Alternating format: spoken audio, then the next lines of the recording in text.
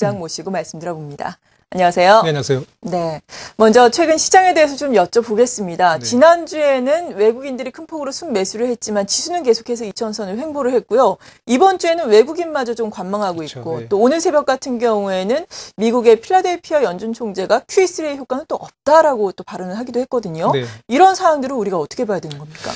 지난 2달 정도 동안에는 그 위기감이 커짐에 따라서 통화 당국자들이 정책을 내놓았고요. 그 정책이 시장을 이제 끌어올리는 모멘텀으로 작용했는데 그 정책의 실효성에 대한 걱정들을 이제 하기 시작하고 그것들이 결국은 과연 이게 경기를 회복시킬 수 있을 것인가라는 의구심을 낳고 있고요.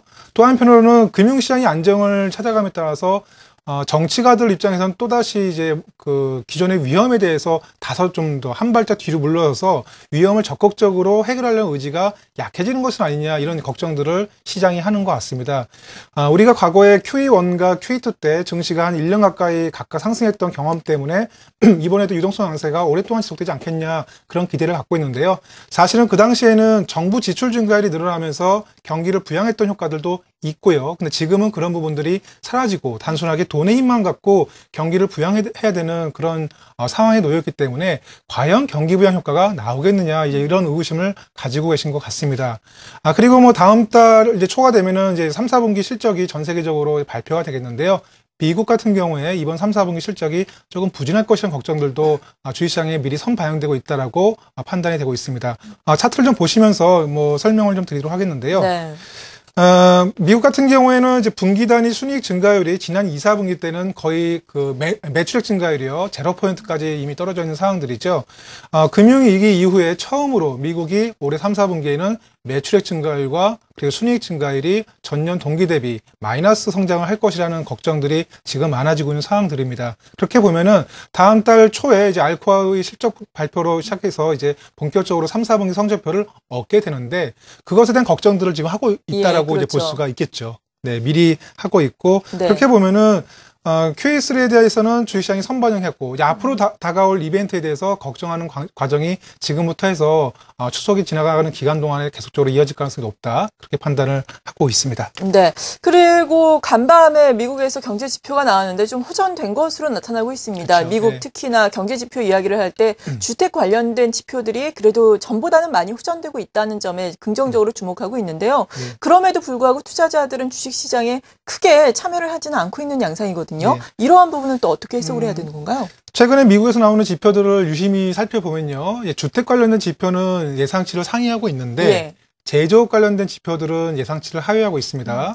미국 경제에서 제조업이 차지하는 비중이 이제 주택 부분보다 훨씬 크거든요. 그렇게 보면은 주택 경기의 회복이 제조업 경기 부진을 커버할 수 있을 것이냐 이번 부분에 대해서 이제 생각을 해보면은 아직은 그러기에는 힘이 모자라지 않겠냐라는 생각을 할 수가 있겠습니다. 예를 들어서 미국에서 이제 집값이 올라가고 있는데요. 주로 올라가는 집값들은 기존 주택입니다. 우리로 따지면요. 급매물들이 이제 아파트에 있는 급매물들이 소화되고 있는 과정이고 급매물 가격들이 진정되면서 집값이 좀 올라간다라고 볼 수가 있겠는데 아직도 신규주택 미분양 같은 경우들은 완전하게 해소가 되지 않고 있다라고 해석을 하시면은 이제 편할 것 같습니다. 그렇게 보면은 미국의 집값이 이제 주택 경기가 본격적으로 회복되는 시점들은 이제 신규주택 가격들도 상승할 때 이럴 때라고 이제 볼 수가 있겠고요. 하반기에는 회복은 되겠지만 제조업 경기를 회복시킬 수 있을 만큼 주택 경기가 힘을 갖기에는 조금 역부족이라는 게 제가 갖고 있는 생각입니다. 이런 상황이기 때문에 시장에서는 이제 조금씩 이제 악재에 조금 더 노출이 좀 커지는 민감해지는 상황이라고 볼 수 있겠고요. 차트를 좀 보면서 하나 설명을 드리는데요. 네. 이 그림은 이제 지난 2개월 동안에 그 통화 당국자들이 정책을 풀어놓으면서 글로벌 위험 지표가 얼마나 완화됐는지를 보여드리고 있습니다. 보시면은 거의 위험이 바닥권까지 이미 떨어져 있는 거죠. 금융시장은 이런 과정에서 이미 상승을 했기 때문에 앞으로는 추가적인 대책이 나온다고 하더라도 어느 정도 선반영된 감이 있다라고 볼 수가 있겠습니다. 지금은 그래서 실물 경기의 본격적인 회복이 이제 필요한 상황들인데 미국은 그 계절적으로 지금 경기 사이클적으로요. 4, 4분기에는 경기가 둔화될 것으로 예상이 되고 있는 상황에서 재정 절벽도 앞두고 있기 때문에 전반적으로 호재보다는 악재에 이제 민감해질 수 있는 그런 국면으로 가고 있다. 이렇게 정리를 해드릴 수가 있겠습니다.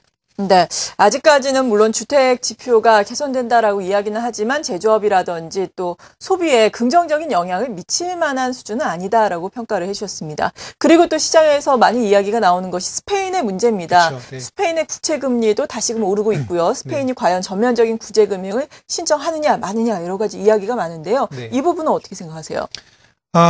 이제 22 총재가 이제 먼저 공격을 했죠. 무제한 국채 매입을 하겠다. 네. 대신에 구제금융을 신청하면은 무제한 국채 매입을 해주겠다라고 얘기했습니다.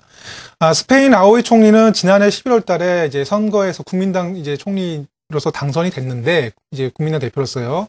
그 당시에 공약이 스페인 긴축은 없다 했었습니다. 예. 그런데 이미 긴축을 한번 했었죠. 다시 말씀드려서 계속적인 그 스페인이 구제금융을 신청하는 조건에 붙는 것이 긴축입니다. 긴축, 구조조정을 해야 된다는 그런 조건이 붙는데, 그렇게 되면 당연히 국민들의 그런 지지도는 떨어질 수밖에 없겠죠. 정치가로서 상당히 고민스러울 수밖에 없는 상황이라고 말씀을 드릴 수 있겠고요. 이런 상황에서 스페인 국채금리가 급등하면서 마치 디폴트를 걱정할 수 있는 수준까지 위험해진다고 한다면은 어쩔 수 없이 본인의 지지율이 떨어지더라도 구제금융을 신청하겠지만, 지금은 스페인 국채금리가 이미 많이 낮아졌기 때문에 또다시 시간을 벌었다고 정치가들은 판단할 수 있다라고 생각을 하고 있습니다. 다음 달 21일에 이제 스페인 그 지방선거가 예정되어 있기 때문에 그때까지는 이제 민심을 좀 보고 결정할 가능성이 높고요. 그렇게 보면은 전면적인 구제금융 가능성이 빠르면 뭐 조만간 뭐 이번 주에도 나온다는 그런 이제 기대감이 있었는데, 네. 제 생각에는 조금 지연되면서 시장에 이제 위험 요인들이 슬금슬금 올라가지 않겠나, 이제 그런 걱정들을 좀 하고 있습니다. 네. 네. 그러면 앞서서 말씀하신 것을 정리해 본다면은 QE3는 좀 그 효과가 선 반영이 됐고, 또 3분기 어닝 시즌에 대한 우려감도 있고, 경제 지표는 뭐 개선되는 것 같지만 그렇게 큰 영향을 미치지 못하고, 네. 스페인의 문제도 계속해서 있는다면은 네. 지수가 지수가 지금 2000선을 전후해서 계속해서 횡보를 하거나 더욱더 깊은 조정을 받을 수 있다고 봐야 되는 건가요? 그래서 이제 시장이 2000포인트까지 이제 1800 뭐 초반에서 2000까지 한 200포인트가 급등한 상황에서 지금 현재 장세가 이게 추가적인 상승을 위해서 쉬어가는 국면이 아니냐, 에너지를 보충하는 국면이 아니냐, 예. 이렇게 생각하시는 분들이 상당히 많은데, 제 생각에는 그거보다는 상승 여력이 상승 모멘텀들이 많이 사라졌다. 어떻게 보면은 지금은 아직까지는 정책에 대한 기대감들이 있기 때문에 좀 버티는 모습이 아니겠나라고 저는 오히려 반대로 생각을 하고 있고요. 예. 그렇게 보면은 추석 이후에 시장의 모습들이 2000을 발판으로 재차 상승하면서 뭐 2100, 2200 이렇게 계속적으로 상승하기보다는 올해 하반기 연간 내내 시장의 상승폭들은 한 2000 초반 정도면은 거의 목에 차지 않았나라는 생각들을 개인적으로 갖고 있습니다. 그래서 네. 투자자 여러분께서는 시장에 대한 대응하실 때 기존의 박스권의 상단 뭐 2050 정도를 쉽게 돌파하기는 어렵다는 좀 그런 생각을 좀 가지시고 좀 접근하시는 게 어떻겠나라고 생각을 하고 있고요. 실제로 기관 투자자분들을 만나 뵈더라도 다음 달에 어떤 업종이 유망 업종이 되겠느냐에 대해서 상당히 곤혹해 하십니다. 예. 올해 그럴 이번 것 달에 같아요. 뭐 대부분 중소형주까지 다 올랐고, 삼성전자 같은 경우들은 3, 4분기 실적이 최고치란 거는 인정하지만 4, 4분기, 1분기 실적이 둔화될 가능성이 높기 때문에 쉽게 아주 강하게 손이 가지 않는 상황들이고요. 자동차도 실적은 괜찮을 것 같지만 이제 매출의 성장률이 거의 정체 상태이기 때문에 주도주가 시가총액 상위 종목이 주도주로 자리매김하지 못한 상황에서 지금과 같이 중소형 종목들이 계속할 수 있겠느냐, 이런 고민들을 좀 하고 계신 것 같습니다. 지수는 조금 답보 상태일 가능성이 높고요. 중소형 종목들도 이번 달 좀 많이 올랐기 때문에 조금 가격 조정 거친 다음에 그때 진입하는 전략이 좋지 않겠나, 그런 생각들을 가지고 있습니다. 네. 그리고 관심을 굳이 또 갖는다면은 어떤 업종분들의 관심을 가져야 될까요? 그동안 한 두 달 동안에는 중국의 인바운드 소비 관련 종목이 가장 이제 핫했고요. 이제 예. 그런 종목군들은 다음 달 초에 이제 국경절 지나가게 되면은 모멘텀이 좀 둔화될 가능성이 높겠죠. 아무래도 지금 시장의 컨셉이 이제 경기가 좀 둔화되는 불황형 소비이기 때문에 관련된 종목군들이 좋지 않겠나라고 생각하고 예. 있습니다.